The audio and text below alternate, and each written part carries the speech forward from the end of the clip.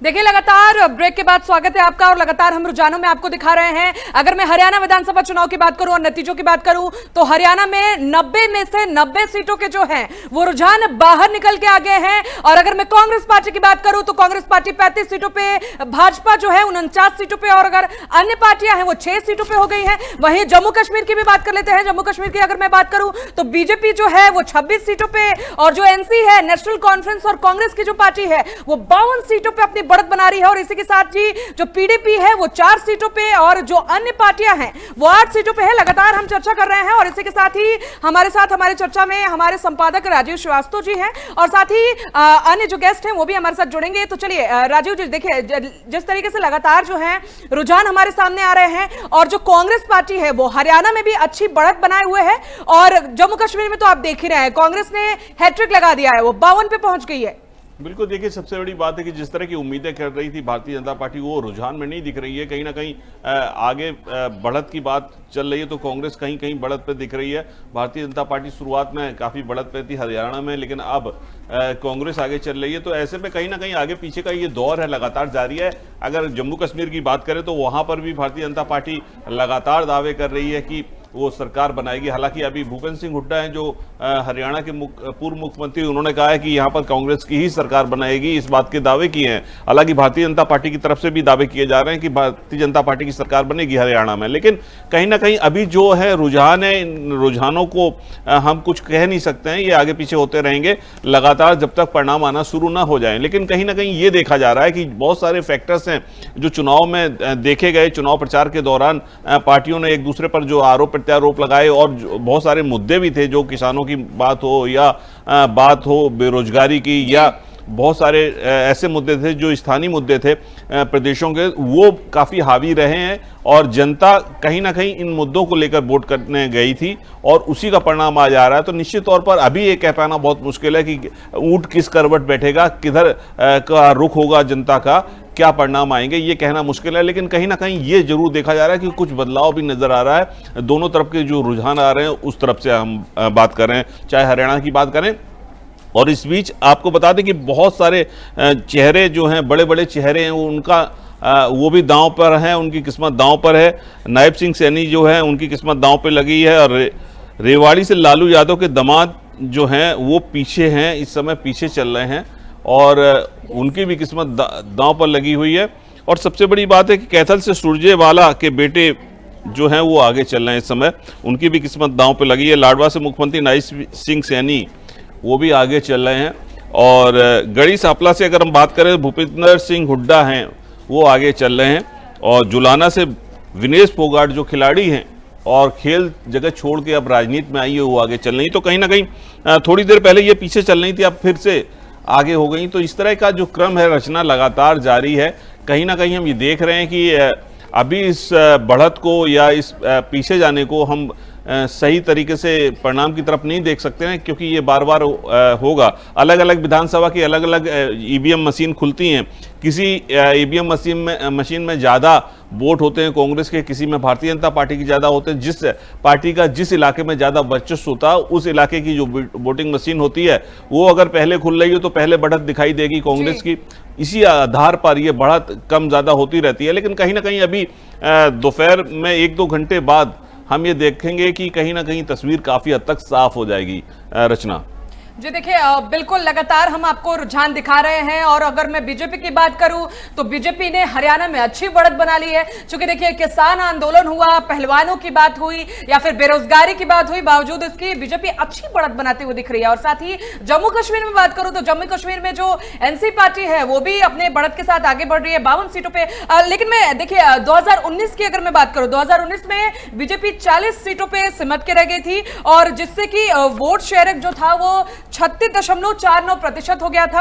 और इसी के साथ ही अगर मैं कांग्रेस की बात करूं तो कांग्रेस जो है वो 31 सीटों पर जीत हासिल हुई थी कांग्रेस की, जिससे कि वोट शेयर 28.08% हो गया था। देखिए लगातार बीजेपी ने 2019 में गठबंधन की सरकार बनाई, लेकिन बावजूद इसके इस बार भी ऐसा होना मुश्किल लग रहा है। क्या लगता है कि जो निर्दलीय विधायक हैं या फिर जो भी वहां के निर्दलीय प्रत्याशी हैं वो बीजेपी को समर्थन दे सकते हैं? बिल्कुल, देखिए निर्दलीय जो प्रत्याशी होते हैं उनके पास बहुत सारे मौके होते हैं। सबसे बड़ी बात, उनके ऊपर कोई दबाव नहीं होता है और पार्टियां जो हैं सरकार बनाना चाहती हैं, जो भी बहुमत के करीब होता कोशिश करेगा कि निर्दलीय को साथ लेकर कहीं ना कहीं सरकार बनाए। लेकिन सबसे बड़ी बात है कि इस बार हरियाणा में भी काफ़ी ज़्यादा निर्दलीय प्रत्याशी मैदान में हैं और बहुत सारे ऐसे लोग हैं जो भारतीय जनता पार्टी या कांग्रेस या दूसरी पार्टियों से नाराज होने के बाद स्वतंत्र रूप से चुनाव लड़ रहे हैं। तो ऐसे में कहीं ना कहीं ये देखा जाएगा कि बहुत ज़्यादा इनका दारोमदार होगा सरकार बनाने में। एक हम कह सकते हैं कि एक चाबी के तौर पे ये काम करेंगे ताला खोलने के लिए। तो निश्चित तौर पर हम ये कह सकते हैं कि हरियाणा की राजनीति में इस बार निर्दलीय प्रत्याशियों का बड़ा रोल रहने वाला है। हालांकि भारतीय जनता पार्टी और कांग्रेस दोनों ही अपने अपने दावे कर रही हैं, लेकिन कहीं ना कहीं एक अच्छा रोल होगा। मुझे नहीं लगता है कि स्पष्ट रूप से कोई सरकार बना पाएगा इस बार। जो स्थितियां चल रही हैं, भारतीय जनता पार्टी भले ही दावे करे, लेकिन 2 बार सरकार बना चुकी है। तो मुझे लगता है कि इस बार भारतीय जनता पार्टी के लिए थोड़ी मुश्किल होगी। कांग्रेस का जो प्रदर्शन रहा लोकसभा चुनाव में, उसके मद्देनजर अगर हम देखें तो कहीं ना कहीं कांग्रेस का जो उत्साह है काफ़ी चरम पर था और कांग्रेस ने अच्छे से चुनाव प्रचार भी किया, लोगों तक पहुंचे हैं और डोर टू डोर कैंपेन किया, लोगों को अपनी बात समझाने की कोशिश की है। तो निश्चित तौर पर जनता हो सकता है कि कांग्रेस को काफ़ी हद तक सपोर्ट करे। तो ऐसे में अगर कांग्रेस को सपोर्ट मिलता है तो कहीं ना कहीं कांग्रेस की सरकार बनने की तरफ भी जा सकती है। और ऐसे में सबसे बड़ी बात यह है कि जो निर्दलीय प्रत्याशी हैं उनका सपोर्ट कांग्रेस को मिल सकता है। जी बिल्कुल राजीव जी, देखिए हमारे साथ हमारे गेस्ट भी जुड़ गए हैं। अनिल पंडित जी हैं जो किसान नेता हैं और साथ ही श्रवण कुमार हैं जो संगठन मंत्री हैं। तो चलिए उनसे भी चर्चा की शुरुआत करते हैं। हमारे जो दोनों गेस्ट हैं वो हमारे साथ जुड़ गए हैं। चलिए, अभी वो गेस्ट हमारे साथ जुड़ रहे हैं, शायद कोई टेक्निकल दिक्कत है, परेशानी है, लेकिन हम लगातार चर्चा यही कर रहे हैं रचना की जिस तरह से बहुत सारे चेहरे हैं जिनकी किस्मत दांव पर लगी है, बड़े बड़े नाम हैं। उनमें आप जुलाना से विनेश फोगाट की बात कर लीजिए, खेल जगत से वो आई हैं, सीधी राजनीति में उन्होंने पदार्पण किया है, उनकी भी किस्मत दांव पे लगी है। रनिया से रणजीत सिंह चौटाला फैमिली से इनकी किस्मत दांव पे लगी। दुष्यंत सिंह चौटाला उचाना कला से चुनाव लड़ रहे हैं। तो सिरसा से अगर हम बात करें, गोपाल कांडा एक बड़ा नाम है, इनकी अपनी खुद की पार्टी है और काफ़ी चर्चा में रहे हैं गोपाल कांडा भी, और कई बड़े चेहरे हैं जिनकी किस्मत दांव पर। हिसार से अगर हम बात करें, सावित्री जिंदल, नवीन जिंदल की मां, ये चुनाव मैदान में है। तो कहीं ना कहीं हम ये कह सकते हैं कि बड़े बड़े चेहरे सामने आ रहे हैं इस बार। तो शाम से श्रुति चौधरी हाल ही में अपनी मां किरण चौधरी के साथ ये भारतीय जनता पार्टी में आई है, कांग्रेस को छोड़कर। एक पुरानी कदावर नेता कांग्रेस की कही जाती थी, लगातार कांग्रेस में रही है, लेकिन अब भारतीय जनता पार्टी में शामिल हो गई अपनी बेटी के साथ। तो श्रुति चौधरी को इस बार टिकट दिया गया और किरण चौधरी की अगर हम बात करें तो उन्हें राज्यसभा का मेंबर बनाया गया है भारतीय जनता पार्टी की तरफ से।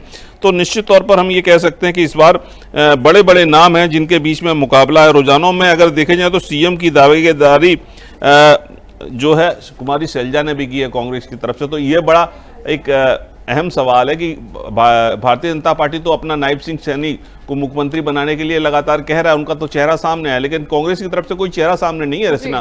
तो इस बार ये देखना पड़ेगा कि कांग्रेस की तरफ से कौन मुख्यमंत्री बनता है। हालांकि भूपेंद्र सिंह हुड्डा भी मुख्यमंत्री की दौड़ में है, साथ ही साथ कुमारी शैलजा ने भी खुद की दावेदारी की है। लेकिन देखिए, अगर आम आदमी पार्टी की बात करें तो अरविंद केजरीवाल जिस तरह से उन्हें जमानत मिली और जमानत के बाद जिस तरीके से हरियाणा के चुनाव के प्रचार प्रसार में जुटे, लेकिन देखिए आम आदमी पार्टी सिमटती हुई नजर आ रही है। देखिए, सबसे बड़ी बात है शुरुआती जो रुझान आए थे उसमें आम आदमी पार्टी की कोई भी सीट रुझान में नहीं थी, लेकिन अब आम आदमी पार्टी धीमे धीमे रफ्तार से चल रही है। लेकिन देखना होगा कि जिस तरह का उसने पंजाब में कमाल किया था, उम्मीद कर रहे थे कि इस बार हरियाणा में भी कोई कमाल करके दिखाएगी आम आदमी पार्टी, लेकिन अब तक जो रुझान आ रहे हैं उसके अनुसार ये दिख रहा है कि काफी रफ्तार धीमी दिखाई दे रही है आम आदमी पार्टी की। तो निश्चित तौर पर पहले कांग्रेस के साथ गठबंधन होने की बात आई थी, आम आदमी पार्टी कांग्रेस के साथ गठबंधन करेगी हरियाणा में, लेकिन कहीं ना कहीं गठबंधन भी नहीं हो पाया और अलग अलग चुनाव लड़ा। तो ऐसे में ये देखना होगा कि कितना फायदा आम आदमी पार्टी को। देखिए राजीव जी, बड़ी अपडेट देते हैं अभी इस वक्त की। देखिए, कांग्रेस को 34 सीटें मिल गई है हरियाणा में और साथ ही बीजेपी 50 सीटों से आगे चल रही है। जो अगर अन्य पार्टियों की हम बात करें तो अन्य पार्टियों जो है वो 6 पे सिमट के रह गई है। वहीं अगर जम्मू कश्मीर की मैं बात करती हूँ तो जम्मू कश्मीर में बीजेपी 26 सीटों पर है और साथ ही जो एनसी पार्टी है वो 52 सीटों से आगे चल रही है, पीडीपी 4 सीटों से आगे चल रही है और जो अन्य पार्टियां हैं वो 8 सीटों से आगे चल रही है। लेकिन हरियाणा में 90 में से 90 सीटों के जो रुझान हैं वो सामने आ गए हैं और इन रुझानों में बीजेपी हाफ सेंचुरी लगा चुकी है, यानी कि बीजेपी 50 सीटें निकाल चुकी है, कांग्रेस पार्टी 34 सीटों पे है और साथ ही जो अन्य पार्टियां हैं वो 6 सीटों पे आगे चल रही हैं। बिल्कुल, हम अपने दर्शकों को बता दें कि ये रुझान है, अभी परिणाम नहीं आए, सीटें रुझान के अनुसार आगे और पीछे चल रही हैं, अभी परिणाम नहीं आए हैं, सीटें हमारी ये इन लोगों ने जीती नहीं है, लेकिन ये आगे चल रहे हैं दौड़ में। तो ये कह रहे हैं कुछ हद तक हमें लगता है कि सीटें साफ होने लगेंगी, कि जीत और हार का भी फैसला कुछ घंटों में सामने आ जाएगा। लेकिन फिलहाल जो है भारतीय जनता पार्टी की तरफ से, जैसा रचना ने बताया कि 50 सीटें करीब भारतीय जनता पार्टी लेकर आगे चल रही है रुझान में। तो निश्चित तौर पर भारतीय जनता पार्टी भी जिस तरह के दावे कर रही थी जम्मू कश्मीर को लेकर, उस तरफ भी बढ़ती दिखाई दे रही है कहीं ना कहीं। लेकिन अब ये देखना होगा कि प्रधानमंत्री ने जिस तरह से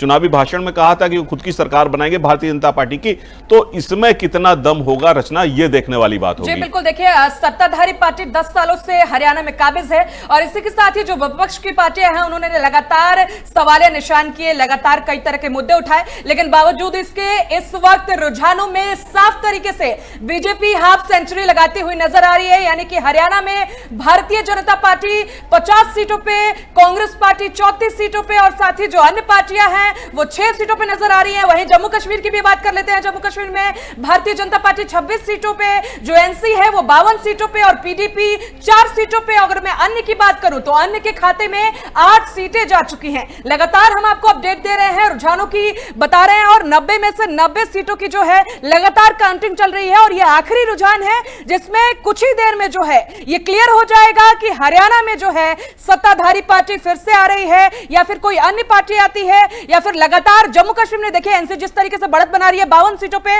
ये कुछ ही पल में अब क्लियर हो जाएगा। लगातार हम आपको बता रहे हैं कि हरियाणा में विधानसभा चुनाव में जो है कांग्रेस पार्टी ने एक अच्छी बढ़त बनाई थी शुरुआती रुझानों में, लेकिन इस वक्त जिस तरह के रुझान निकल के सामने आ रहे हैं उसमें भाजपा जो है 50 सीटें आगे निकाल चुकी है। राजीव जी, लेकिन रचना ये नजर आ रहा है कि इस बार देखिए कांग्रेस पार्टी जिस तरह का दावा कर रही थी कि किसान उनके साथ हैं, कहीं ना कहीं अगर भारतीय जनता पार्टी आगे चल रही है बढ़त के अनुसार तो कहीं ना कहीं वो फैक्टर काम करता नजर नहीं आ रहा है। जिस तरह से कह रहे थे कांग्रेस के नेता कि किसान हमारे साथ हैं, किसान नाराज हैं भारतीय जनता पार्टी से, अगर इस तरह के फैक्टर आ रहे हैं तो हरियाणा तो किसानों का प्रदेश कहा जाता है, तो निश्चित तौर पर अगर बढ़त मिल रही तो कहीं ना कहीं किसानों का भी सपोर्ट मिल रहा है भारतीय जनता पार्टी को, ये माना जाए। क्योंकि अगर हरियाणा की बात करें तो ज़्यादातर इलाकों में किसी न किसी घर में 1-2 लोग तो ऐसे होते हैं जो खेती करते हैं, किसान हैं, तो निश्चित तौर पर हम ये कह सकते हैं कि काफ़ी सपोर्ट उनको मिलता नजर आ रहा है हरियाणा में अगर हम बात करें तो।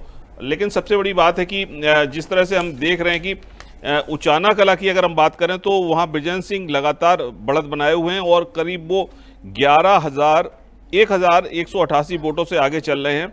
और रनिया से आईएनएलडी कैंडिडेट अर्जुन चौटाला लगातार बढ़त बनाए हुए हैं, उन्होंने निर्दलीय चुनाव लड़ रहे हैं और अपने दादा रणजीत सिंह चौटाला को पीछे किया है उन्होंने। अगर हम रनिया से बात करें अर्जुन चौटाला की, और हरियाणा की में एक सीट पर बीएसपी उम्मीदवार आगे चल रहा है।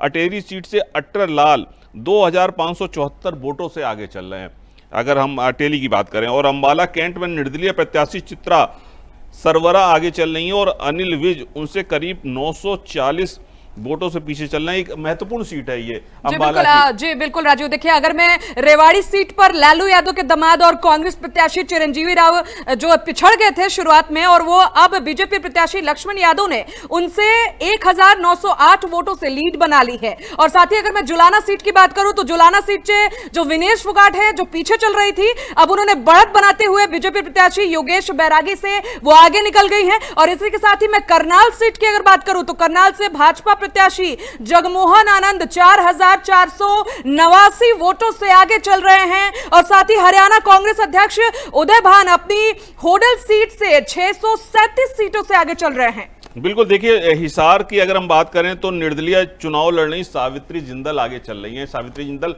एक बड़ा नाम है, बड़ा चेहरा है, नवीन जिंदल की मां।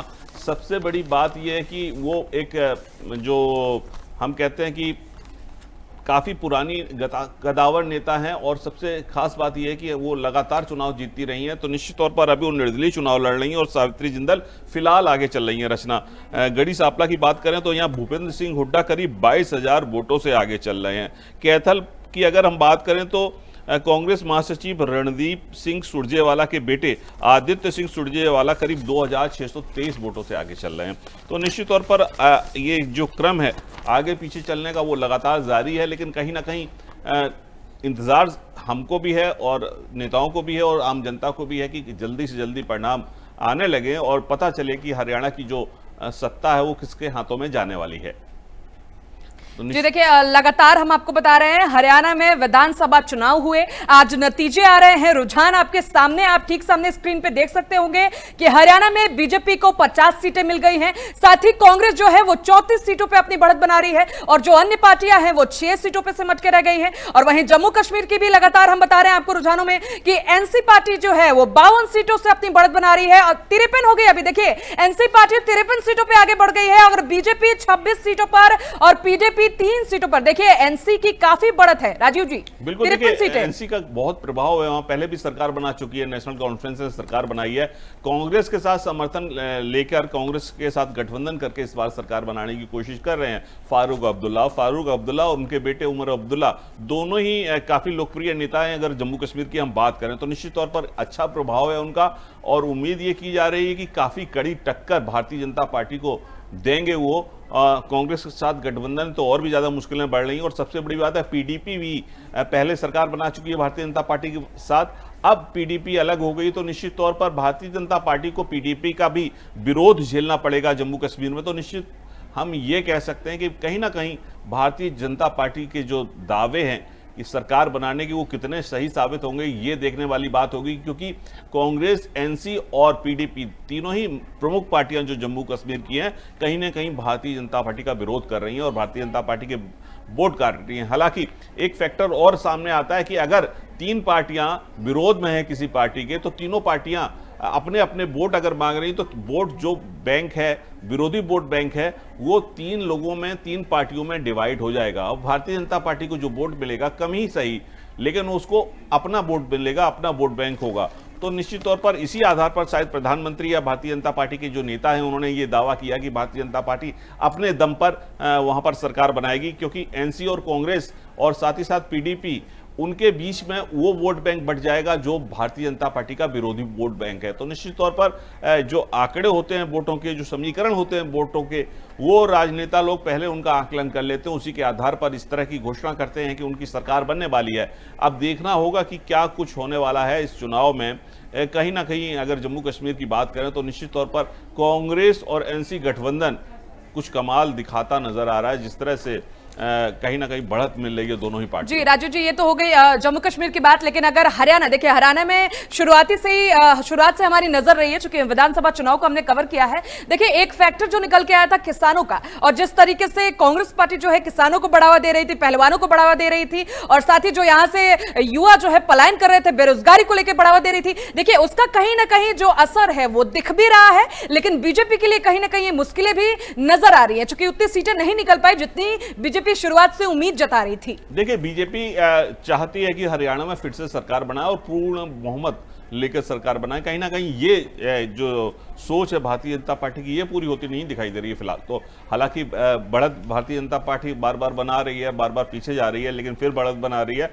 लेकिन कहीं ना कहीं इस बार वो जो लोकसभा चुनाव का जो असर है वो कहीं ना कहीं नजर आ रहा है। और सबसे बड़ी बात, कांग्रेस के अंदर भी एक खास तरह का जोश नजर आया इस बार चुनाव में। तो निश्चित तौर पर काफी अच्छा चुनाव रहा। जो मतदान हुए उस दौरान भी हमने देखा कि जो चुनाव प्रचार भी था, स्टार प्रचारक कांग्रेस के भी काफी दमखम लगा रहे थे और कहीं ना कहीं जनता तक पहुंचने की कोशिश की है। इस बार भारतीय जनता पार्टी चाहती है तीसरी बार सरकार बनाए, लेकिन कहीं ना कहीं बहुत सारे फैक्टर्स हैं, उसमें कांग्रेस आगे निकलती दिखाई दे रही है रचना।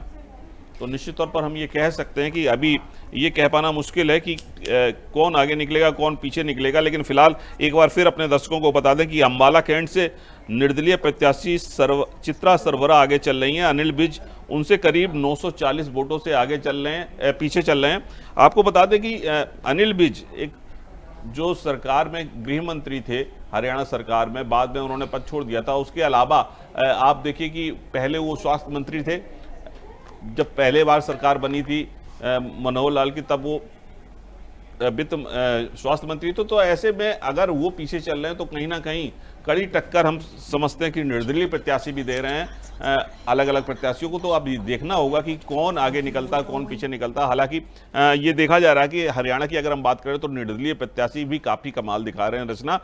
जिस तरह से आपको बता रहे हैं कि अंबाला कैंट से अनिल विज पीछे चल रहे हैं और निर्दलीय प्रत्याशी चित्रा सरवरा वो आगे चल रही है। तो देखिए राजू जी, देखिए हरियाणा में विधानसभा चुनाव के जो रिजल्ट हैं वो ठीक हमारे सामने हैं और 90 में से 90 सीटों की जो है वो काउंटिंग हो चुकी है और कांग्रेस पार्टी जो है वो 34 सीटों पे आगे है, बीजेपी जो है 50 सीटों पे आगे है, जो अन्य पार्टी है वो 6 सीटों पे है। वहीं मैं जम्मू कश्मीर की बात कर लेती हूँ, एनसी पार्टी जो है वो 52 सीटों पे आगे है, बीजेपी 26 सीटों पे आगे है, पीडीपी 3 सीटों पे आगे है और जो अन्य पार्टियां हैं वो 9 सीटों पे। देखिए लगातार हम आपको दिखा रहे हैं, आप स्क्रीन पे देख सकते होंगे, कांग्रेस पार्टी हरियाणा में 34 सीटें निकाल पाई है, बीजेपी 50 सीटें, अन्य पार्टियां जो है वो 6 सीटें। देखिए लगातार रुझान अभी भी बाकी है लेकिन ये ऑलमोस्ट क्लियर हो चुका है हरियाणा में। और साथ ही जम्मू कश्मीर में जो एनसी की पार्टी है वो 52 सीटें ला पाई है, बीजेपी 26 सीटों पर सिमट के रह गई है, पीडीपी 3 सीटें और साथ ही जो अन्य पार्टियां हैं वो 9 सीटें। जी राजू, रचना अभी ये सीटें लाई नहीं है, हम ये नहीं कह सकते, ये सब सिर्फ रुझान चल रहा है और हम ये कह सकते हैं कि इन पे आगे चल रही है और सारी सीटों पर अभी मतगणना नहीं हो पाई है, वो चल रही है मतगणना लगातार। तो हम ये कह सकते हैं कि अभी आगे चल रही है। तो कहीं ना कहीं अभी ये जो आंकड़ा ये बदल भी सकता है। जिस तरह से हम लोग कह रहे हैं कि भारतीय जनता पार्टी आगे चल रही है, ये आंकड़ा बदल भी सकता है। अभी चुनाव की पूरी प्रक्रिया खत्म नहीं हुई है, क्योंकि मतगणना की पूरी प्रक्रिया खत्म नहीं हुई है, लगातार मतगणना चल रही है और ये आगे पीछे चलना लगातार जारी रहेगा जब तक कि परिणाम नहीं आ जाएंगे। तो अभी ये कह पाना बहुत मुश्किल है कि आखिर कौन आगे जा रहा, कौन पीछे जा रहा। भले ही वो दिखाई दे रहा है आंकड़ों के हिसाब से कि वो आगे बढ़ रहे हैं, कोई पीछे बढ़ रहा है, लेकिन कहीं ना कहीं आगे पीछे हो जाएगा। जैसे हमने अभी अंबाला कैंट की बात करी, 940 वोटों से अनिल विज पीछे चल रहे हैं और 940 वोटों से आगे चल रही हैं एक निर्दलीय प्रत्याशी चित्रा सरवरा। लेकिन ये आंकड़ा कुछ देर में बदल सकता है। अनिल विज एक कदावर नेता है, वो आगे निकल सकते हैं क्योंकि वो मंत्री रहे हैं, 2-4 गृह मंत्री भी रहे हैं, स्वास्थ्य मंत्री भी रहे हैं हरियाणा की सरकार में, तो निश्चित तौर पर उनका कद भी काफी बड़ा है। लेकिन ये देखना होगा कि अगर कोई निर्दलीय प्रत्याशी उनको टक्कर दे रहा है तो निश्चित तौर पर कड़ी टक्कर मानी जाएगी उस क्षेत्र में। हालांकि हम आपको बता दें कि ये रुझान आ रहे हैं, सिर्फ हमारे पास अभी परिणाम नहीं आए हैं। तो इन रुझानों के हिसाब से भारतीय जनता पार्टी भी काफी आगे चल रही है। जिस तरह से उम्मीद थी कांग्रेस को कि वो आगे चलेगी, लेकिन कहीं ना कहीं ये देखा जा रहा है कि ये आंकड़े लगातार बदलते जा रहे हैं। रचना जो देखिए, अगर मैं हरियाणा की बात करूं तो हरियाणा में कांग्रेस को 34 सीटें मिली हैं, बीजेपी को 50 सीटें। लेकिन देखिए इस बार भी ये क्लियर नहीं हो पाया। पिछली बार भी उन्होंने गठबंधन की सरकार बनाई थी, लेकिन इस बार मुश्किल है क्योंकि जो पिछली पार्टियां थी उनके साथ जेजेपी उसने साथ छोड़ दिया और बाकी जो अन्य पार्टियां थी, जो निर्दलीय विधायक थे, उनमें से भी कई लोगों ने उनका साथ छोड़ दिया है। तो इस बार भी मुश्किल लगता है। देखिए गठबंधन की सरकार बन पाएगी हरियाणा में भी। बिल्कुल यही मुझे लग रहा है। अगर हम एएसपी की बात करें, जेजेपी की बात करें तो गठबंधन में साथ हैं, और आईएनएलडी की बात करें तो बीएसपी के साथ, बहुजन समाज पार्टी के साथ गठबंधन किया हुआ है। तो निश्चित तौर पर गठबंधन की जो गठबंधन करने के बाद जो चुनाव लड़ा है उसमें वो कितनी सीटें हासिल करते हैं ये देखने वाली बात होगी। लेकिन जिस तरह से जेजेपी ने साथ छोड़ा था बीजेपी का, अगर इनके पास अच्छी खासी सीटें आ जाती हैं और बीएसपी गठबंधन के पास जो आईएनएलडी के साथ उनके पास सीटें आ जाती हैं, तो ऐसा भी हो सकता है कि ये लोग आपस में हाथ मिला लें और खुद मिलके, जो गठबंधन के लोग हैं वो मिलके एक साथ सरकार बनाने। लेकिन ऐसी चीज़ें बहुत ज़्यादा नज़र नहीं आ रही, क्योंकि बहुत ज़्यादा सीटें ये लोग नहीं निकाल पाएंगे, उम्मीद ऐसी लग रही है मुझे। क्योंकि जिस तरह से पार्टियां अभी जेजेपी की बात करें, बीएसपी ने अपनी किस्मत आजमाई है हरियाणा में गठबंधन करके, तो मुझे नहीं लगता कि ये सरकार बना पाएंगे। हालांकि जो निर्दलीय प्रत्याशी हैं उनका बहुत अच्छा रोल रहेगा इस बार चुनाव परिणाम के बाद सरकार बनाने में। तो निश्चित तौर पर हमें ये देखना होगा कि आखिर जो गठबंधन में शामिल हैं, जो राजनीतिक दल गठबंधन के तौर पर चुनाव लड़े थे, उनका क्या कुछ परिणाम आने वाला है, ये देखने वाली बात होगी। रचना जी देखिए राजू जी, अगर मैं पिछले आंकड़ों की बात करूं, 2019 की मैं बात करूं तो बीजेपी को 40 सीटें मिली। उसके बाद से अगर मैं कांग्रेस की बात करूं तो कांग्रेस को 31 सीटें मिली है और साथ ही जेजेपी 10 सीटों पे बाजी मार ली जेजेपी ने। और साथ ही अगर मैं वोट शेयर की बात करूं तो ये वोट शेयर जो है जेजेपी का, ये 14.80% हो गया। और वही आईएनएलडी जो सिर्फ एक ही सीट उसको मिल पाई थी, और साथ ही एचएलपी जिसका वोट शेयर जो है वो 0.66% हो गया था। लेकिन आम आदमी पार्टी कोई भी सीट नहीं निकल पाई थी और इस बार भी ऐसा लग रहा है कि आम आदमी पार्टी ठंडे बस्ते में चली गई है। बिल्कुल, देखिए सबसे बड़ी बात यह है कि कांग्रेस की अगर हम बात करें तो भूपेंद्र सिंह हुड्डा ने साफ तौर से कहा है कि अब उनकी सरकार बनने वाली है, लेकिन ये देखना होगा रचना कि 2 बार सरकार बनाने के बाद भारतीय जनता पार्टी कहां पहुंच पाती है, क्योंकि भारतीय जनता पार्टी का दावा यही है कि भले ही लोकसभा चुनाव में उसकी सीटें कुछ कम हो गई हों, लेकिन इस बार विधानसभा चुनाव में जनता उसी को वोट करेगी और भारतीय जनता पार्टी की सरकार बनेगी। लेकिन ये सबसे बड़ी बात यह है कि भारतीय जनता पार्टी का ये दावा कितना सही साबित होगा, ये देखने वाली बात होगी, क्योंकि आपने देखा लोकसभा चुनाव में भी 400 पार का नारा था भारतीय जनता पार्टी का, लेकिन कहीं ना कहीं बहुमत के करीब, बहुत करीब पहुंच पाए वो। और सबसे बड़ी बात है उनको गठबंधन की सरकार बनानी पड़ी केंद्र में, खुद की सरकार अकेले नहीं बना पाए। तो निश्चित तौर पर हम ये कह सकते हैं कि यहाँ क्या तस्वीर होगी, जनता का क्या रुख होगा, जनता के बारे में कुछ कहा नहीं जा सकता, क्योंकि मतदाता है, कभी भी अपना फैसला बदल सकता है, और मतदाताओं ने अगर फैसला बदल दिया तो सरकारें बदल जाती हैं। तो निश्चित तौर पर अभी कहना बहुत मुश्किल है कि भारतीय जनता पार्टी को फायदा हो रहा है या कांग्रेस को, लेकिन फिलहाल जो रुझान आ रहे हैं उसके मुताबिक तो कहीं ना कहीं ये देखा जा रहा है कि भारतीय जनता पार्टी अभी फिलहाल रुझान में आगे चल रही है, लेकिन कांग्रेस इससे पहले आगे चल रही थी। ये क्रम लगातार आगे पीछे का चलता रहेगा। अब देखना होगा कि कितनी देर में परिणाम आना शुरू हो जाएंगे। किसी भी सीट से अभी तक परिणाम नहीं आया है। हम सबसे पहले अपने दर्शकों को कोई भी परिणाम आएगा तो बताएंगे, जैसे ही कोई परिणाम आता है तो वैसे ही हम अपने दर्शकों तक पहुंचाएंगे। लेकिन एक बार फिर से बता दें कि कैथल सीट पर कांग्रेस के महासचिव रणदीप सुरजेवाला के बेटे आदित्य सुरजेवाला करीब 2623 वोटों से आगे चल रहे हैं। उचाना कला की अगर हम बात करें तो कांग्रेस कैंडिडेट विजेंद्र सिंह लगातार बढ़त बनाए हुए हैं और करीब 1188 वोटों से आगे चल रहे हैं। इसी सीट पर पूर्व डिप्टी सीएम दुष्यंत चौटाला भी अपनी किस्मत आजमा रहे हैं। तो निश्चित तौर पर हम ये कह सकते हैं कि कांग्रेस भी कड़ी टक्कर दे रहा है, चाहे वो आईएनएलडी की बात हो या दूसरी पार्टियों की बात हो, भारतीय जनता पार्टी की बात हो, तो आईएनएलडी भी कड़ी टक्कर दे रही है, जेजेपी भी कड़ी टक्कर दे रही है। दुष्यंत चौटाला जेजेपी से हैं, पूर्व डिप्टी सीएम है, ये भी इनको भी कड़ी टक्कर मिल रही है। रनिया सीट की अगर हम बात करें तो नेशनल लोकदल की अगर हम कैंडिडेट अर्जुन चौटाला जो हैं लगातार बढ़त बनाए हुए हैं और निर्दलीय चुनाव लड़े अपने दादा रणजीत सिंह चौटाला को इन्होंने पीछे किया हुआ है, आगे बढ़त बनाए हुए हैं रणजीत सिंह चौटाला रनिया सीट से। हरियाणा की एक सीट पर बीएसपी उम्मीदवार आगे चल रहा है जो अटेली से सीट है, और अट्टर लाल यहाँ से उम्मीदवार हैं बीएसपी के जो 2574 वोटों से आगे चल रहे हैं। तो ये क्रम है, जहाँ जहाँ चुनाव मशीन खुलती जाती है, ईवीएम मशीन खुलती जाती है, वहाँ पर परिणाम आ रहे हैं और वहाँ के रुझान आ रहे हैं। सबसे बड़ी बात है कि अभी ये कह पाना बहुत मुश्किल है कि कौन आगे चल रहा है कौन पीछे चल रहा है, लेकिन कहीं ना कहीं ये देखने को मिल रहा है रचना कि कहीं ना कहीं भारतीय जनता पार्टी भी जिस तरह के दावे कर रही थी उस तरह के दावे अभी आगे पीछे होते जा रहे हैं। जब तक कोई परिणाम नहीं आ जाता है तब तक हम ये कह पाने की स्थिति में नहीं है कि सरकार किसकी बनने वाली है।